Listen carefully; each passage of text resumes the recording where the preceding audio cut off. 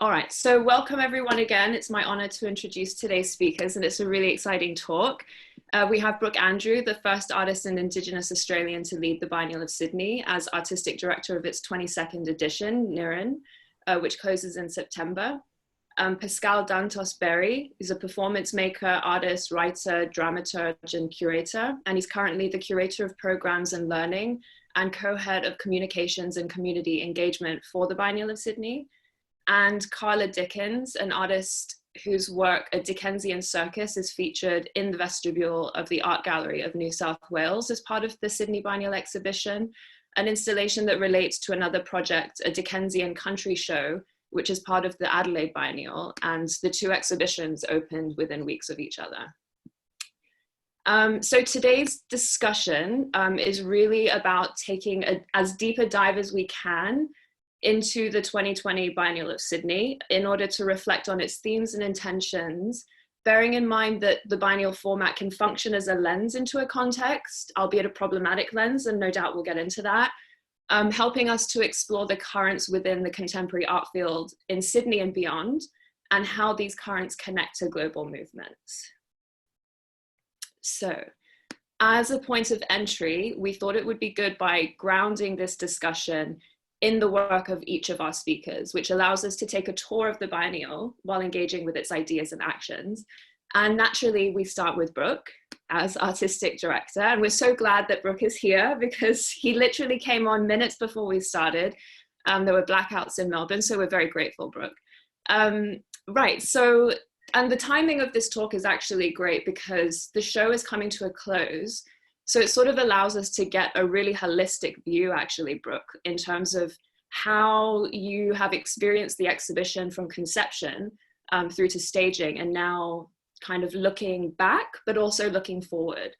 So I wonder if you can just kind of introduce the exhibition to us, you know, from the title and its meaning, what you intended for it, and what were some of the responses from participating artists and publics that really resonated with you as you saw the exhibition unfolding. Sure. Great to see you, Stephanie, and hi, Pascal and Carla, and thank you to Basel. And hello, everyone out there. It's really great to be here. I'm in Melbourne and we're actually in stage 4 lockdown. So that means that I haven't been able to get to see the Biennale recently, but I'm so thrilled that it's open. So the word Niran, it's Wiradjuri or Wiradjuri. It's my mother's language group from Western New South Wales. It's a First Nations country, one of the largest nations in Australia. There's about 300 different Aboriginal nations with distinct languages. So it's a very important to use First Nation languages in everyday life, and especially for something like the Sydney Biennale, it was a really great opportunity to advocate for that, and especially that there is so much linguicide around languages, not just Indigenous, but other languages around the world. And of course, 2019 was the United Nations Year of Indigenous Languages. So Niran means edge. And I think that the translation in English is, you know, it could be taken in many different ways. I know that Stephanie, you and I have talked about this on a number of occasions. It could be cutting edge, it could be the edge of something. But for me and for my language, it is really a kind of a creative edge. So it could be the edge of a silhouette, which is, you know, can be quite romantic as well, but it's also like the edge of a carving. And in some ways, I would say it's my center. And when I've explained that before to people, people go, well, what does that mean? And I think it's because of the Western trajectory or maybe idea of First Nations or other people on the fringe of kind of often, you know, dominant cultures of the world. People think that we're kind of, you know, out of sight, out of mind, etc. But in actual fact, of course, we are just as fulfilled with our own sense of self and history. In fact, probably even more because of the urgency of revitalising our languages, many of which have been taken away. So I think that the Biennale was a really important platform to kind of highlight all of those kind of complexities. And of course, this 22nd Biennale has many First Nations and other artists from around the world that I would call are in shadow areas, often artists and creatives who work in very different ways as well than I would say mainstream artistic practices, very collaborative. And I know that Paschal will probably talk about this too as part of the Near and Weir program, which you know, him and I developed and he kind of took off with, which is so exciting and is still running, and just created opportunities for creatives and communities to work in different ways. Because of COVID, you know, of course, the Biennale did close for a couple of months, and now it's, Karla was saying just yesterday, this is probably the longest running Biennale because we're open again. And so that's been a real joy. And I would say that it's been very important, especially for many artists from remote communities from around the world, to see the longevity of this, especially around the Black Lives movement and Indigenous, you know, lives movement, trans lives, etc. It is a Biennale that has a large demographic of people who are queer, of colour, and around issues like the environment. So I think that this idea of what Niren is, or the edge, is, I think we're always thinking about it, right, in our psyche, even like around the environment. Yeah. I mean, there was you guys did a panel discussion at Sydney Contemporary, and Karla was on the panel, and Karla talked about how the edge is internal, you know, it's social and political. And in many ways that we're always navigating the edge. If you think about the edge being the line between past and future, right? The present is always at the edge of something that is possible and something that has been. But I wanted to kind of like locate ourselves a little bit at the core of the biennial, because you know, essentially, this is an artist and First Nations led exhibition, and it's happening within a biennial format. And of course, we've talked about that quite a lot. And the biennial, as we know it, you know, located in Sydney, for instance, also becomes then a contextual frame that brings in the context, you know, Sydney and in a broader sense, Australia, and all of those histories that come with it. And I wonder if you can just talk a little bit about how you navigated that global space with the artists and First Nation artists and collectives that you sort of brought in, because you've mentioned that community was a very important part of this particular exhibition for you. Yeah, I mean, I think that being First Nations led and artist led, I mean, I think most of us know what artist led means. It means giving carte blanche to the artist, which is sometimes very scary for curators or museums to do. But there are often a very select few artists that do fit that bill. But not often to artists who might be unknown within a mainstream kind of arts world. And also around the kind of shifting practices and kind of consciousness that museums are going through at the moment around the decolonial process. But even more than that, I think that, you know, it is part of a trajectory, biennales, you know, that do, you know, span from the great exhibitions. And I think they're problematic colonial constructs that still pervade many people today, regardless if you're First Nations or not. And I think that we're all very conscious of what those constructs mean. And that often comes with class constructs as well. But I think that this aspect of community is very important, because when I was in Berlin doing a residency at the Kunstalbritannien with the Australia Council residency there, and I was called to ask, you know, to put in a proposal. And I think the first thing that really came into my head was, how can I support artists and communities to really shine and feel solid and happy and not kind of intimidated? Because often when you're a First Nations or queer artist, you're kind of like one or two of those kind of artists in a big show. And Jota Mombasa, the Brazilian Afro-Indigenous artist, said to me, "Brook, I've never been in a show before where there's been 5 other Brazilian people like me." You know, and as Karla was reflecting on, you know, this during the opening, all of the openings, all of the events are First Nations protocol. So this was something that I worked with the Biennale team, with the CEO and all of the managers, and like all the way down to all of the volunteers, etc. And it instilled a different kind of fabric of bureaucracy, a different protocol, which was meant that there was an Indigenous welcome to country. There was, a smoking ceremony, which is about cleansing and healing, which is one of the important themes of the Biennale, to kind of, lay the foundation for different kinds of stories. Right. Also, the way in which that the artists, even if they weren't from the First Nations or, a remote, community background, felt protected, but also felt like they could shine. And this then opened up a more free and, I would say, confident dialogue to tackle difficult site-specific museum interventions, such as the Old Court Galleries and the Art Gallery of New South Wales, with their history paintings, which are incredibly loaded, to important colonial trauma sites such as Cockatoo Island. Yeah, I mean, it's amazing to think that, Arthur Jaffe's White Album was put inside heart and center at the Art Gallery of New South Wales, which is just an amazing intervention, actually. And I heard that actually you mentioned that Arthur Jaffe had to actually come, he was very interested in the context itself, and he was sort of had to come back to Australia a few times to sort of get a better sense of where, his work was showing. Is that right? Yeah, and also Arthur, like many people, are interested in Aboriginal culture and art, and often there's a very singular view. So people are very, familiar maybe with the Papanitula movement in the Central Desert, or, up north in Arnhem Land. But of course, right across Australia, we have very diverse, different art movements, and that was something that he really opened his eyes about.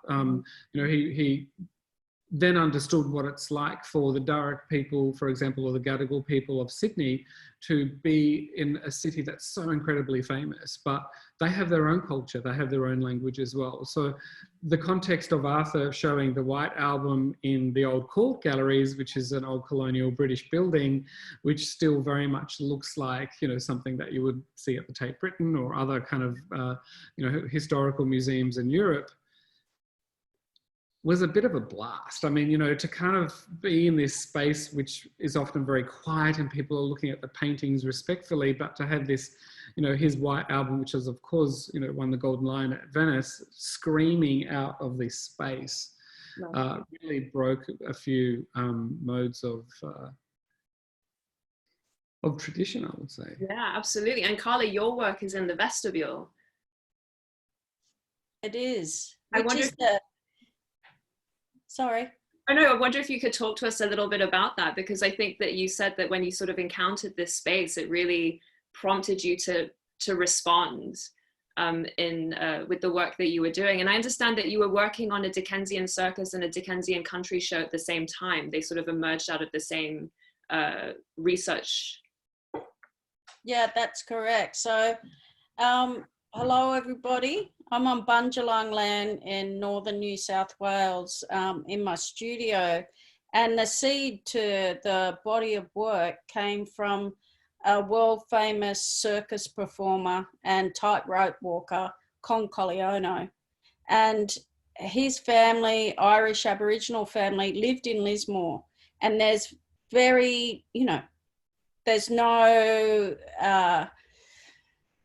there's no monument, there's no street named after him in the town. So I became aware of this man, and I put in for funding, and, I was very fortunate to receive it. And I started some large works on boards that were very colourful. And then I had an amazing phone call from Brook asking if I'd be interested. And it was like, of course, it's always been a dream of mine to be in the Sydney Biennale. And I was like, oh, great, I've already got work started. And Brook was like, oh, no, we're really interested in your sculptural work. And, when artist says it's artist-led, it's like, it was quite, it's a formidable building. It's incredibly colonial. There's, giant big pillars walking in. It sits in Sydney, which has got a huge story. I grew up in Sydney. It sits you know, very close to Sydney Harbour, where the boats first came in, and a lot of the first contact in Australia happened there. And it was magically very theatrical, and being a circus show, I was like, you know, I was totally terrified, but totally excited and ready for the challenge. And yeah, so I took my rusty buckets and crusty everything, because I find all my materials in tips, local tips, in the bush, and put them together.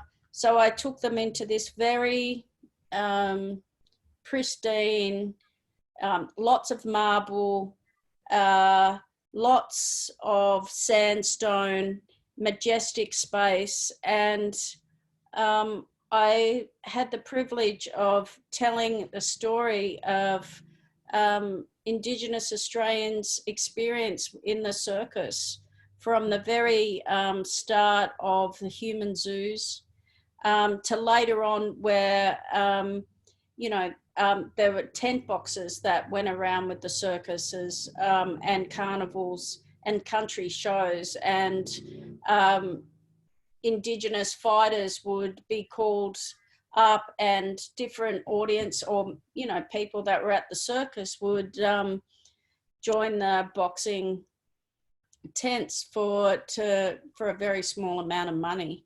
Mm-hmm. Yeah, so on the screen now, females in cages, and that's representative of the human zoos. And also my work bridges history and also very much engages with today. And so that work is very much about the incarceration rates of Indigenous men and women in this country, which is, you know, a huge issue always, and is very much alive at the moment. I mean, there are so many resonances when you think about these, presenting this sort of, these representations of incarceration within a museum frame.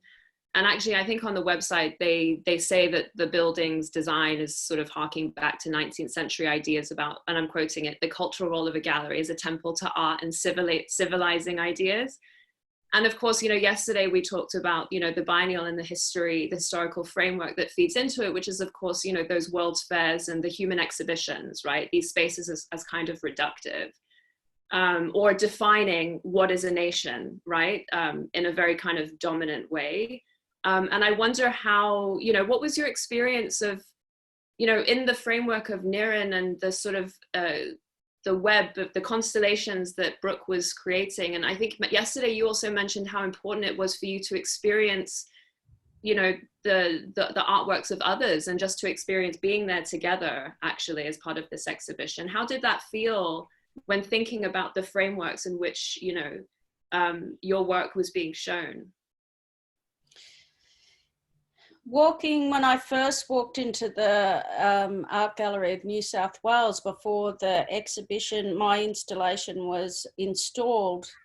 I've been into that space many times. I walked in and walked through my space, and there were images, photographic images, huge images of an Indigenous woman, Barbara McGrady, who had, she's a documentary photographer, and there's images in there of a young boy who was killed by the police locally to the art gallery, blown up.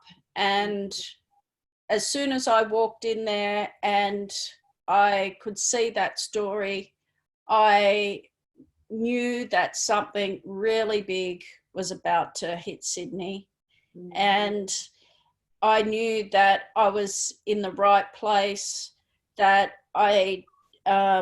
it was time to hold and embrace the truth about the stories that I tell in my work, because I was mirrored by that everywhere that I went in Niren. I was mirrored by stories that connected me not just to other Indigenous Australians, but to people around the world, which as a person, as a minority, you know, I just totally felt held in that space. I felt safe.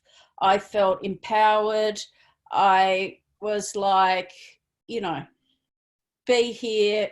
You know, I'm quite a isolated kind of person. I'm a bit of a hermit, and I was just totally excited to be at the openings, to be COVID hadn't hit. I hugged every person, every other artist and, you know, person that was at the exhibitions. And yeah, it was a sense of embracement that I haven't felt really, especially in the art world. Which speaks to the sort of what Brook had mentioned about, you know, the kind of community that was being built or that came together through Niren, using the biennial as a platform to really turn it inside out, you know, bring all the edges to the center to show that the edge is the center, or to even destabilize that binary altogether. And of course, solidarity is a big one here. And I, you know, to kind of cast the nets or complete the picture, perhaps, I think this is where Paschal, you come in, because, you know, you had mentioned how in the work for programs and learning and community engagement, there was really no hierarchy between the exhibition proper and the programming that was happening, that was sort of coming out of it. So I wonder if you could walk us through a little bit about Niren Weir. First of all, to explain what the title means. We know it's edge, but what does Weir mean? And yeah, just to tell us a little bit about the communities you were working with, what was the intention? Because from what I understand, it reflects Niren's broader thematic, which is to decenter the center. So I suppose I want to start with hello, everybody. And I'm sitting here in Gadigal country. Really, in terms of the early conversations that Brook and I had around the engagement with communities, it was really kind of looking at being able to celebrate this incredible kind of work that community leaders and communities and artists working within community, you know, socially engaged practice have been doing over the last kind of, you know, decade or however long it might have been. So to give it a context, I have been working in Western Sydney with Blacktown Arts Centre for a number of years. Where I actually met Brook and where I actually met Karla here as well. It's all connected. And essentially, you know, to explain kind of where Niren Weir came from, it's this, you know, like Brook was talking a lot about these interconnected kind of systems around advocacy, around, you know, collective action that really connect artists with each other and connect communities with each other, and the incredible kind of knowledge that are actually held in those communities and held by those artists. So it wasn't about co-opting those systems. It was very much about, you know, recalibrating what we were kind of centering, you know, what we were valuing within this conversation around art and culture. And so one of the things that was really kind of early in the conversation was the inclusion of the Blacktown Native Institution, you know, the site as an artist, which was a really beautiful provocation. And I felt like that was really, from a programming kind of perspective, it was really kind of the thread that I hung on to be able to kind of stretch this constellation that Brook wanted to set out or to provoke as a, you know, as a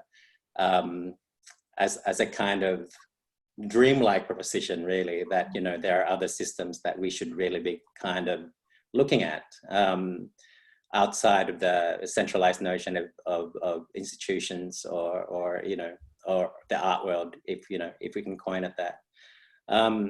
So one of the things I think that was really important for me was to really kind of reactivate a lot of my relationships And a lot of those relationships also Brook has had, Brook has had a long relationship with Black Tie Native Institution, has had a long, connection to Parramatta Female Factory. All of these sites, exist as a really kind of interesting, evolving memorial for, our kind of national obsession for suffering. And I think one of the things that, that makes programming within this context really exciting is that you really have to shift your care around the experience of communities, so that they're not kind of subsumed into these very problematic structures that often institutions, I suppose, add within a collaboration. I think it's really important that you're collaborating with communities and collaborating with artists from the supposed edges of the art world, and ensure that there is a level of equitable kind of conversation about how they're represented and how they are, or how we are working with them. And I think one thing that I found really exciting was to be able to bring these really important works as major activations, particularly, things that were happening in Bidwell, for example, became really kind of featured in our digital program. These are projects that have been, 6 years old. A project I'm talking about is Fun Park, which has been a collaboration between, Blacktown Arts, BYT Fairfield, Curious Works, Learning Ground, which is a local community organization, and the Bidwell Uniting Church. And to be able to highlight these collective action from community that is actually shifting the way the community itself looks at their local culture, and I suppose untether themselves from very highly stigmatized idea of socioeconomic kind of reductions.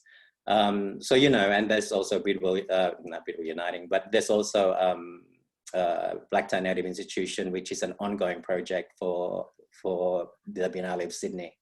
That kind of it began this year as a series of possibilities in terms of public gatherings, which of course we couldn't do because of what happened, because of COVID. But I think it's an interesting proposition that these projects will keep going beyond this edition, because ultimately I think if there is a great legacy for a major exposition like the Biennale, it is that it stops to think of these projects as a kind of one-off activations, but a much more kind of sustainable idea of evolving projects with communities outside of the edition. Right, because yesterday you mentioned that actually, so with Brook, as your tenure in a way, it has a start and an end in a way, but not really. But of course, but Paschal, you remain, so you're kind of the link in terms of retaining or in ensuring that there is an afterlife for a lot of the work that was done with this biennial. And yesterday you said something really beautiful about how, for you, the edge in many ways, thinking about your position within the institution is sort of being on the line between complicity and radicality. And also, you talked about how, in terms of working with communities, and I think a lot of this happened in Western Sydney, if I'm correct, yeah, which is where, Brook, you grew up. You also talked about how it was really a lot about taking a backseat, because actually for a lot of these places that you were working, they weren't the edge for those communities, they were the center. So I wonder if you can talk a little bit about that, the negotiation that you have personally in terms of, towing that line in an institution, sort of constantly being on the edge of trying to enact change within it, while also maintaining an afterlife, or ensuring that there will be an afterlife for these projects, and not sort of reenacting that kind of UFO tendency, right, for a great exhibition to open and then disappear. Good. I guess, working in Western Sydney, you're very much held accountable to an ethical practice. it's something that it's something that you really have to be conscious of. With Blacktown Native Institution, for example, it became very clear, even from Brook's time with the project with Blacktown, which was 2013, was it, Brook? 2012, 2013. What is important is that there is this kind of consistent anchoring with the community that is not about flying in and out. That these questions and these really kind of challenging negotiations exist for the community way after we leave the building. So for me, I think the most important part of my own curatorial practice and my practice with community is to sustain contact in a way that is meaningful, in a way that goes beyond the project kind of basis, because those things don't really turn off for the community. And I'm a firm believer that institutions can make that space for these structures to continue, for these relationships to continue beyond an individual. And I think that's when it works well, to kind of go to be able to sort of erase myself from the equation and hand over the relationship to the institution, that I'm just one person, but it should be an institution that invests in the evolving dialogue that's happening within the community. Right. And I mean, that relates, Brooke, to, of course we talk about the exhibition, but then there's everything that went behind the scenes, right? In terms of how you structured the organization under your tenure, the funding that you sort of, that you engaged with, for instance, and also, and you had mentioned the Open Society and also the protocols that you said for respect and safety. So I wonder if you can actually talk to us about, working with the actual structure of the biennial itself. What changes did you implement? And sort of walk us through that a little. Yeah, I mean, I think that, as Pascal was saying about the Blacktown Native institution, I just want to say one little thing about that. I mean, Blacktown, right? So we're looking at a British colony. I mean, you can imagine why it's called Blacktown. It was also, the Native institution is the first site of the removal and re-education and assimilation of Aboriginal children. So that kind of intergenerational trauma has been going for over 200 years, and it's only recently that site and the Darug people there have actually had land returned to them from the government, which is a very rare thing to happen in a built-up kind of suburban area in Australia. And so their protocols, people who were involved with that, for example, Karina Marina, is one of the leaders there. We work very closely with her also on other projects. So she was, for example, Takalik Partridge, an Inuit artist, also wanted some of her prose and poetry translated into Darug language. So we used Karina and other Darug speakers to do this. And so this is a perfect example of protocol. So locally led, and how that was embedded within the system of the Biennale. So for example, at openings, there was always a welcome to country from a traditional elder of the site. Then there would be a smoking ceremony if it was a large event, which is a cleansing ceremony, and then it's artist-led as well. So First Nations and artist-led. And then if it was at a museum, like the Museum of Contemporary Art or Art Space, then after the performances, that if the artist would like to give one, it was up to them if they would like to give a performance or not. And in most cases, everyone was like, couldn't wait to give a performance. And so then after that, the gallery, directors may have had time to say something or not. And so this wasn't necessarily about misbehaving or subverting. It was just shifting the protocols. It was just shifting, as Carla's saying, it's shifting the safety. And as Pascal is saying, it's shifting the respect around acknowledging that cultures are the center. You know, that's where they are. And when I say cultures, I mean, of course, all artists, regardless if you're seen as, you know, an incredibly famous artist and you show at MoMA, or, you know, you're an artist that has been making performance work for 30 years and not making much money until recently because you've become famous and everyone wants your photos. I mean, you know, there's a plethora of different experiences, but all of those artists, regardless where you are in the world, have protocols. They have engagement from the place where you live and where you come from. And I think Sydney, being a very complex colonial site, being something that is very much under the skin of prejudice. I mean, there was a statistics done that only 2% of Australians actually trust Aboriginal people. You know, Karla talked about the incarceration rate. I mean, you know, if we want to talk about protocols, it's about how you create true safe places for people, because it's their own place. And sometimes this is challenging. I mean, we did have a situation at Government House where there was a misunderstanding, and you know, the firm protocols of the Government House was very much about the governor would speak first, but she graciously, you know, stepped aside and allowed, you know, these new systems of protocols to take place. Yeah.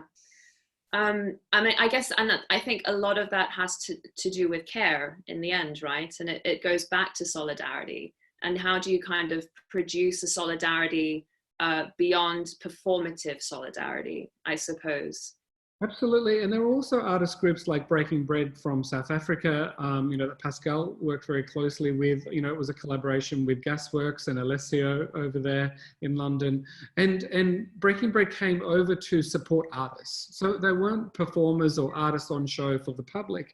They were there mainly to support, to cook, to nurture the artists that were brought together. And I think that, you know, embedding those kind of, you know, protocols and structures and artists projects within a Biennale structure is not just about the face value. It's about what is deep down within. How is it that artists are kind of, you know, instead of through, you know, kind of laterally and kind of like spiritually healing and supporting artists as well.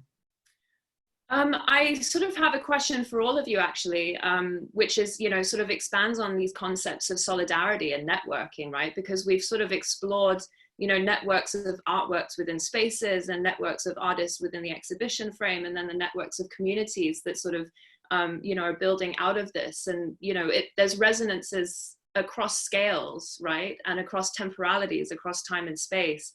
I wonder how this experience has evolved your ideas of what solidarity means today, you know, with everything that's happened, as we've seen in 2020 with Black Lives Matter. And as you said, Karla, how that sort of really has resonated in Australia, which has its own problems with incarceration and violence and police violence. How would you say your ideas of solidarity have changed or evolved through the experience of working in and through Niran? I'd have to say, like, where even while Brook was talking about the protocols put in place, and I was very much reminded while Paschal was talking, the solidarity is the humanness of the work and the stories being told by the artists, the vulnerability and the rawness, the telling of trauma, the expression of that. We all love good art. I love good art. But I especially love, and what helps me create art is being connected to other humans, with other who can express their humanness, who, and that is what I was totally empowered by by all the other artists that I, you know, had the privilege of meeting and connecting with, to the work that I got to enjoy and that touched me while I was there was definitely the humanness. And in 2020 with COVID, with protests going everywhere, it's, you know, that is what, you know, we've all been brought to our knees with, is the humanness of ourselves, of our communities, of the outer world, what changes we're going to make, especially, you know, like environmentally, for healthcare systems, for safety of other people. So, yeah, just while listening to Paschal and Brook, I was just reminded that that's what I left Sydney with after, you know, being a part of Niran, was the humanness, that beautiful humanness that in busy lives, you know, we often don't get the privilege of kind of feeling, and Niran was all about the humanness. And I just, you know, really hope that the audiences got to, you know, got affected by the humanness in the work, and the artists in the spaces, you know, even by the galleries allowing the work in that space to be really touched and, you know, consider, you know. Right. And I suppose in that, in this idea of humanness relates to sort of being the openness to multiplicity and the openness to other stories, actually. And to think about how, you know, more space can be opened up for that, which I imagine must have resonated a lot with you, Paschal, in the work that you were doing as part of Niran Weir. Yeah, absolutely. I think, you know, like in, you know, I think within programs and learning, particularly you're in the business of care, whether it's for the experience of children and young people in terms of their understanding of an exhibition or you know, or you know, a creative project. But I think what was really sort of amplified for me is the importance of care for artists, and, you know, like, you know, being an artist myself, and, you know, obviously from Brook's perspective, where, you know, you know, it's an artist-led biennale, that kind of understanding of what that experience is for an artist to go through opening an exhibition, and then the exhibition closing, and then this, you know, this very kind of quiet period where you're trying to kind of transform these ideas into digital morsels that you could share with the public. You know, that kind of fragility around the human experience of trying to remain relevant when your own expression can no longer kind of be exercised, was a really interesting thing to go through, I suppose. And like when we were open to the public, I really feel like that humility kind of has remained, that, you know, you're not like the important, like take, you know, the important lesson I think I've taken from Niran is that we are really, if you had to sort of reduce what we do as curators, we are really purely carers for for the welfare of artists and for the welfare of the public. And I you know, like, I know that's a really kind of reductive framing of what a curator is, but it's the meaning that I find the most relevant at this very point in time. Yeah, I mean, of course, to curators to care. And that sort of really makes me think about, you know, Brook, you've talked a lot about vulnerability, and perhaps we forget this, that, you know, to be an artist is an incredibly vulnerable position, not just in material terms, but personally and mentally. And, you know, that sort of relates again to this idea of creating a safe space. And, you know, you've talked about this in terms of the problem of dealing with a biennial, you know, with the tendency of a biennial, you know, Paschal mentioned reduction, right? So these kinds of reductive frames that sort of, you know, to try to tick boxes, or, you know, to provide the frame ready-made, you know, so that it's legible to an audience. And of course, I suppose that's really what is at the heart of Niran in a way, is to just sort of refuse the hardness of that space and to insist on vulnerability as a position of power. Yeah, and I think that also is part of that, yeah, is also the fact that, well, what is art? What is visual arts? I mean, I think that different cultures, and you're talking about multiplicities, you know, they interpret that differently, and people express themselves differently. And sure, we might have an understanding that certain artists are also scientists or poets, etc. But, you know, I think that it was important for Niran I mean, the strategy of it being First Nations and artist-led was setting up a platform where I could invite a spoken word person or someone who works as a chef mainly, but loves working with Indigenous communities like Kylie Kwong, for example, to show their own vulnerability but generosity, to see their own dedication to different kinds of platforms of creating works. And also it was important that people from different communities around Sydney itself, which is one of the most multicultural places in Australia, in the, I would say, the Asia Pacific, kind of the world really. I mean, it's a kind of this incredible melting pot. Something like 250 languages, international languages are spoken there.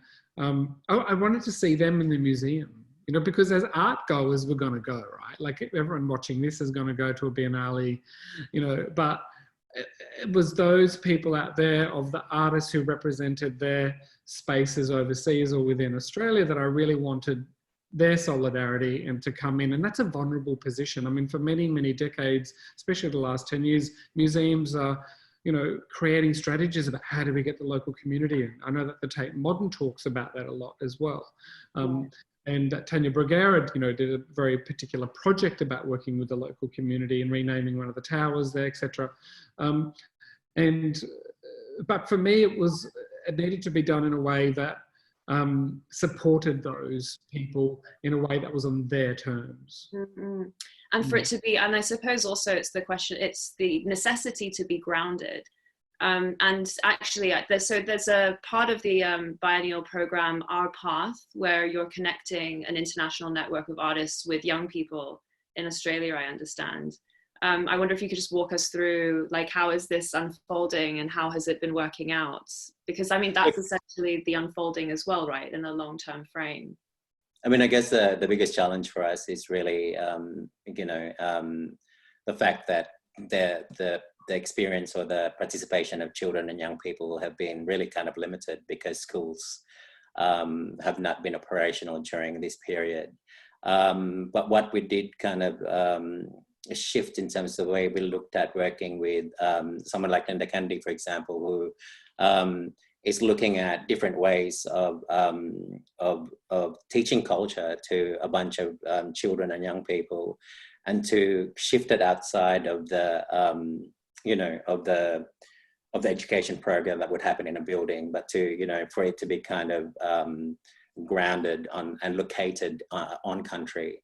So it was really important for us to kind of shift also the way we look at how we might engage with a regional project where we are largely kind of invisible from the conversation, but we just, it being an artist-led edition, you just have to trust that this process is happening, that, you know, again, like what we were talking about, you know, yesterday about, you know, that the ability to be able to kind of sit back and just let things kind of unravel for themselves, and not to be prescriptive, because, you know, obviously every single organization and institution has their own agenda about learning and education or engagement for that matter. But I think what's really important is to shift where the agency is, that I think artists themselves know exactly how to engage people, communities know how to engage people, that the shift around authority, who has the authority voice, is really important. Yeah, and I think that's a really nice way to sort of cast the net wider, and to bring Karla back in, because Karla, when you were mulling over the concept of the edge in that panel conversation I'd mentioned earlier with Brook, you talked about the future, and you talked about that project in Bingara that you had just been working on, that was initiated by the Kandos School of Cultural Adaptation, and it was a film that you did with an elder called Bruce Pascoe, and you worked with children.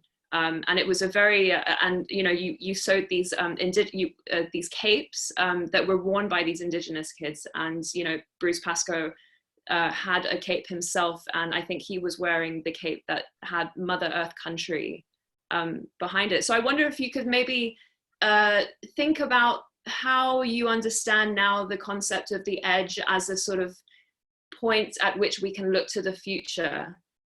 When thinking about, you know, that project, and what does it mean in terms of the long-term impacts of working in and with communities through a kind of more artistic or cultural sensibility? Yeah, well, that was an incredible project focused on the environment in Western New South Wales, and it was essential to bring those children in because they are the future. They're the future elders of the country, of custodians to look after that land, and to give, you know, the more respect and voice we give to the kids. You know, my daughter's turning 15 tomorrow, and you know, I do my best not to speak for her. You know, I encourage her to speak for herself. And like Paschal was saying, it's like having that trust in the future. You know, you can guide, you can be there, you can offer those places of growth. And, you know, with that nurture, you know, amazing, you know, good things will grow. With this project, with the Dickensian circus and country show, now there's going to be a Dickensian sideshow in my hometown, in Lismore here, and then it'll go to Orange. So in Lismore, you know, there's a circus group, Seed Arts, that I'll be working with, who are focusing, you know, getting together high-risk kids to look at Concoleono and this incredible circus performer who had lots of flair and lots of tenacity, and showing them different ways to explore risk and creative ways to explore risk. And I always love working with youth because, you know, in my early days, I was nothing but trouble and had no focus as far as, you know, a healthy way to direct that risk-taking. So that's a really exciting project to be working with these kids. So it's going to be starting soon, and then in next year it'll be going further out west into Western New South Wales, where I'll be able to connect with elders. And so it's, you know, for me, as an artist, it's I put pressure on myself to be locked in the studio, to be creating work, and I have to do that to a point because I have to pay the bills and feed my daughter. But it is so essential for me to step outside of my small bubble and to give to the community, to learn from the community, to share with the community, to be open enough for them to share with me, you know, and that's how, you know, that's that humanness again, I guess, just to keep opening different doors, like Brook and Paschal did in Neeran in Sydney. I think we have to move to audience questions. I could talk to you guys forever, but we can maybe expand on some of these points. I mean, look, there's one question actually that we can start off with that I think is will allow us to sort of maybe develop on some of these things that we said. So Anno Banks is saying that art is a tool used to influence decisions, and as such, artists are vessels for that power to influence decisions and express it through art as a medium for change. So this is why art is needed in society, Anno Banks says, and why artists are instruments of change.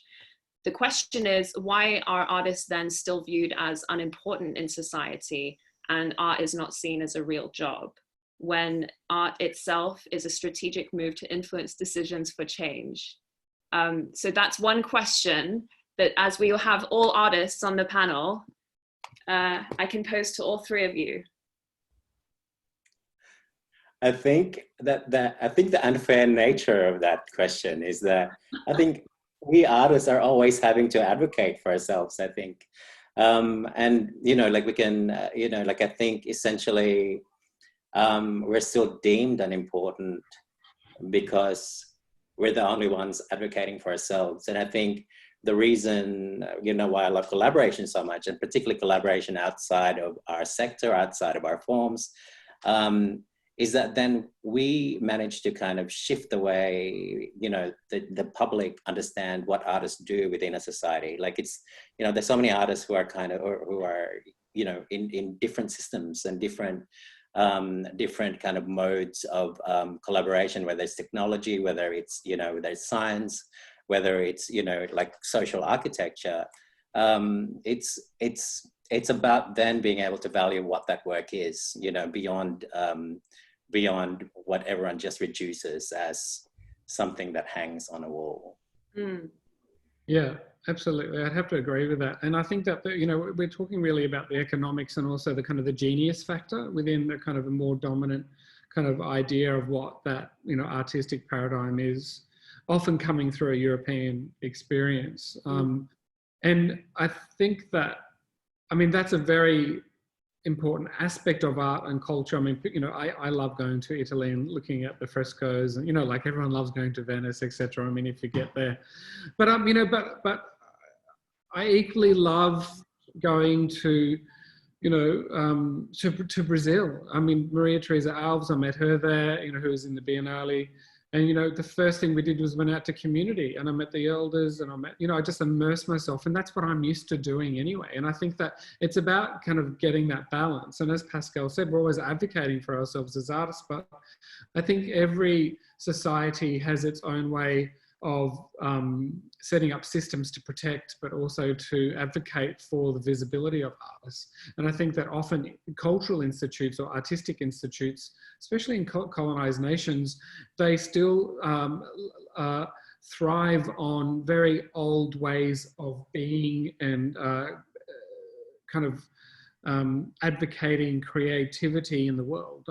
Like if we take, for example, the old court galleries, they're over 300 years old, some of them. And it's still seen as the seat of power, the kind of replication of that kind of idea or methodology. There's a lot of fear around the decolonial process, because I think that people, especially societies that, for example, look at the Musée de Branly. Macron has, developed ways to, give some of those objects back to communities, but many of those communities, especially if you look at the British Museum, for example, in London, for hundreds of years, the local community has grown up with that collection, which really belongs to people overseas, historically. So what happens when you take that away, or you decolonize that, or you shift it and you bring artists in, contemporary artists, to kind of look at that? Artists are powerful, and people are fearful of that unless it's within a particular controlled environment. And I'm not talking about like a threat or a kind of a space of being feared within, but it is complex. But I think that it needs to shift. I think that there needs to be a lot more risks taken. I think that there needs to be a lot more experimentation. I don't think that the end of the result should be where artists are thinking, where is my next dollar going to come from? How much am I going to sell that work for? I think it should be a more balanced, realistic avenue. Karla, how would you respond to that? About I just, I think about that question about, and I've seen it and I've heard it talked about while COVID has been on. It's very much here in Australia. I don't know what it's like in the rest of the world, how artists have been undervalued. And I just, for me, I can only hope that it is not like similar to the environment. And here in Australia, everybody loves a koala overseas. Everybody loves a cute little koala here. And the landscape is being annihilated here, cut down constantly, deforested where the koalas live. And other species, and then they become, they're on the brink of extinction, and then everybody's like, oh, we better help the koalas. Like, let's hope that, people do value and speak up for artists before, you know, we're on the brink. Because if we go through another, you know, more lockdowns, you know, I know that I enjoy watching a good movie created by talented artists. I love to go on and, you know, see how artists and other people are being creative to deal with changes in the world. Yeah, so I love hearing that takes pressure off me, what Paschal and Brook were saying about, you know, for artists not to be the ones having to wave their own flag all the time, but, you know, I'll wave a flag anytime. Well, you're wearing one. Yes, that's right. Okay, so there's two questions that I think I can group together. Tanya Vella, a former ambassador and UNESCO cultural ambassador, says several art pieces of indigenous populations are often displayed completely out of context in museums and are an insult to their spiritual significance for the persons belonging to such groups. Does the conversation about the return of, and Brooke, this sort of ties in with what you've mentioned about, for example, the British Museum, does the conversation about the return of colonial cultural appropriations feature in the emerging art and activism of such minority groups, which speaks directly to, I think, a lot of what Niren was doing? But I can throw in another question from Judith Stradling here because it relates. She asked, do you think this exhibition, Niren, helps to break down the white middle class, she has in quote marks, elitism of the art market? And yeah, so I think in a way, these two are related, right? It speaks to what we said earlier about the museum as a reductive context, the biennial as a kind of World's Fair frame. And, you know, of course, that's sort of the dominance of white culture, let's say, that these spaces sometimes represent. Yeah, you know, I mean, the interesting thing about technology these days, right, is we've all got an iPhone or something like that. We get software updates. And I think that's what museums need to do. They need to get software updates, you know, and they need to kind of get updated about the context of, you know, how, you know, objects are within a museum, the kind of audiences that they're speaking to, who actually owns those audiences. Well, if we're talking about the white middle class, I mean, I don't think we can so easily say the white middle class anymore. I mean, the middle class is a lot more expansive now internationally. I think that sure, it might fit within the European context, you know, that Eurocentric kind of North American view, that colonial view absolutely is still there. But I think that is a lot more expansive because I think that the problem with the way in which that geography is mapped around the world is it's still through the eye of Europe. You know, Australia and other places are seen as the antipodes. I mean, I'm so offended by those words. I mean, this is our centre. You know, I mean, why is the world up this way? Why can't it be this way? So the way in which it's been mapped through colonialism, the way in which objects have been taken, the way in which that the millions of human Aboriginal and other human remains still remain in museums in Europe. I mean, I think that locally, you know, Europeans might be horrified to think this. You know, you have the Humboldt Forum, you know, in Berlin, which, you know, has very similar situations. And I think that, yeah, I mean, it's kind of really interesting post-Enlightenment, the way in which that, you know, the visual arts and kind of the high art, you know, echelon has created a very different, you know, strand from, you know, the natural history arm, you know, ideas around primitivism, Orientalism. I mean, these are all, you know, terms and spaces and places to separate people to, you know, in regards to power. And it does include money. And I think that, I mean, I was having a conversation with an Austrian journalist a few days ago, and she was saying to me, well, Brooke, you know, why aren't Indigenous or kind of other people from around the world, you know, selling their work for higher prices, you know, because they should be. I mean, you know, why aren't they doing it? You know, it never really happened in Europe, you know, until what, 100 years ago. And I said, what do you mean? You know, it's been happening in Europe for, you know, hundreds and hundreds of years. I mean, if you look at the wonderful Peggy Guggenheim, who supported all of those artists. I mean, what if those benefactors were actually supporting artists, you know, from other parts of the world? You know what I mean? So this is what I mean about this kind of balance. And I think that there needs to be a lot of brave, you know,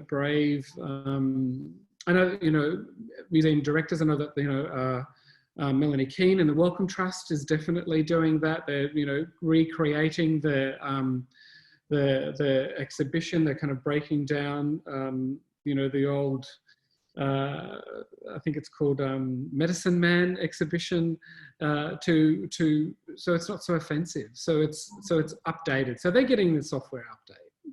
Yeah. Right. I think, okay, so I've kept you, and I know I'm, Carla, you actually said in one talk that, you know, to go on a tangent is your freedom, and I just loved it. So I'm going to ask one more question to wrap up, because I think it's quite nice, but I'm so sorry to whomever asked it, because the name is Chinese and sadly I can't decipher it. But it's saying that sort of, it's a question really about the global and what does it mean? And we've talked about this before, Brook, about, you know, the problem with the biennial, sometimes it's assertion of globality, you know, incorporating artists from indigenous communities, but not in a way that sort of treats it in a kind of fluid and grounded way that just takes the practice for what it is and explores what it's really saying and what we can learn from it. What do you think, and she's sort of talking about the theme of enlightenment and, you know, that kind of enlightenment internationalism, right? How would you interpret becoming globally now, when thinking about the fact that globally encapsulates so many different registers, right? As Carla said, the edge is internal, it's social, it's political. You know, we're global and local at the same time, let's say. I mean, I think that for me, this was an experiment. So the first place I went to was Haiti, and I felt that that was a very important place to go. I mean, Haiti has been punished, you know, ever since it freed itself from slavery, and so many sanctions, you know, against it. Oh my God, you know, I mean, it's just, you know, it's such an extraordinary place of power, but it's such an extraordinary place of poverty. And, you know, they have extraordinary artists there, and there are so many places around the world. And so when I think of global, I think about being in their space and what is the global from that place. And I did that for everywhere I went. And when I went to Brazil, I wanted to connect with, you know, a local indigenous woman to have a talk with at Muspe. I didn't feel like I could just go and talk. And so I connected with Lola Amira, the South African artist who's in the Biennale and was in the Sao Paulo Biennale before that. And she introduced me to her. And then I met these, you know, other people through artists run spaces. So for me, the term global is very much about a grassroots globality. And I think that, you know, people like to use the word transnational or transatlantic or, you know, these kind of terminologies that are very much built within a very particular kind of methodology of speaking about really trying to capture the globe. But I think that everyone has their own sense of what that means. And I don't think we can capture it into one little beaker. And I think that's a mistake to do that. And I think that's the problem today. I mean, people, I think, generally accept their own sense of themselves, but when we're looking at biennales, they can't be the same as what they are anymore. And I think it's convenient to kind of like keep it, oh, let's call it a biennale. I mean, it has a trajectory, it has its weight of history, regardless if that's a kind of, you know, on the Richter scale of negative to positive. I mean, everyone has their own formalities of you know, how they, you know, put that within, you know, the history of that term. But I think that it's up for grabs, and I think it needs to be up for grabs. And I think sorry. It needs to have artists, sorry, I just want to say that it needs to have artists that we've never heard of before. It needs to have artists that find it difficult to make work for that sector, for that experience, because it shouldn't be, as Paschal says, just a painting on the wall. I mean, I love painting, but, you know, I think it needs to encompass the globality, if that's the case, and let's make up a terminology, right? Yeah. I mean, absolutely. And I just love what you said, that, you know, it's totally true. Everywhere is the center and you're the center. So in a way, the edge is the relational points between you and others, right? And you and the space. And actually, there's a speaker, someone here, Napoleon Jones Henderson, makes that point. There is no mainstream outside of oneself, which sort of, you know, speaks to what Carla said, which is, Carla, you've said that, you know, the edge, you're always negotiating the edge in your minds. And if you're doing that, then you're constantly negotiating edges around you, right? It's always a position of being between knowing and about to learn, let's say. Oh, Oh, Carla, yeah. you're muted. Can we unmute Carla? Unmute. I've Right. unmuted. Sorry. Yeah, I think at the moment, globally, like if we're talking about the globe and the vastness of everybody's experiences at the moment, that can be translated very much the same as, you know, our own backyards, our global existence to a point. And you know, I do like a tangent, and I have gone on many different spiritual veins over the years to, you know, find some peace with those edges that I live with. And, you know, for me, the very much the slowing down, the being aware of even what food is available to us without, you know, with the we haven't got the same exporting happening at the moment with the virus. So, you know, my global world is getting so much smaller, which, you know, I really have to address a lot of, you know, we've got an incredible garden. I worked my 15-year-old very hard since the pandemic to, you know, it's all very much kind of alive and well and feeding us. And yeah, so I think that, you know, globally, we will come back together if we, you know, look at our own backyard and Right. focus on our own, you know, our own small universes, like the question was sent through. Yeah. If that makes any sense to anybody, because I don't know if it made sense to me. Yeah, it totally made sense. And I want to stay with that sort of analogy of the backyard and the garden. And, you know, we're going to have to wrap this up. So Pascal, I'm going to welcome back, by the way, we had a glitch, but Sorry. I'll hand it over to you for the last word. I mean, thinking about the garden, the backyard, and sort of the concept of care and nurturing, and, you know, using the biennial space as a nexus to kind of just not foster solidarities and keep connections going and grow networks. What is your hope for where the Sydney Biennial could go, if you can speak for that? Look, I think, you know, what's interesting with, you know, and people have probably covered this when in my 2-second absence, but I suppose, you know, like I think what has become really kind of amplified is, you know, is the fragility of things and the fragility of all systems. You know, like I think essentially, I would like to think that, you know, the future of the Biennale of Sydney is about taking risk. It's about taking, I mean, having really kind of important conversations, because it would be a pity, right? Having had this kind of almost rapture that Brook has kind of enacted in this edition, that we keep kind of pushing those lines where it's not just about kind of the monumental. Actually, it can be about the monumental, but it's about reframing what the monumental is. You know, like I'm in this particular edition, I'm finding the quietest works to be the most monumental. To be able to witness, you know, visitors weep openly, which I did recently, you know, with a close friend of mine who just, you know, who witnessed for the first time Erkan Özgen's work at the MCA. And I think this kind of witnessing that we're all having to do as a global community should reflect in the way we create future exhibitions. That, you know, that it is about us continuing to witness what it is that is hidden from us, because we can no longer hide things. And I'd like to think that if we're going to kind of survive as a species, we've got to be a lot more transparent.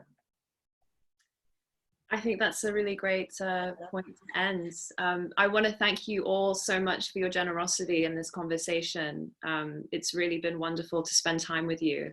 And to thank the audience as well for hanging in there with us. It's been really great. So, and of course to Art Basel for organizing the talk. And just so everyone knows, this talk will be recorded, so it'll appear on Art Basel's YouTube page and also on the Facebook. Thank you. Thank you so much. Thank you. Thank you. Mandango.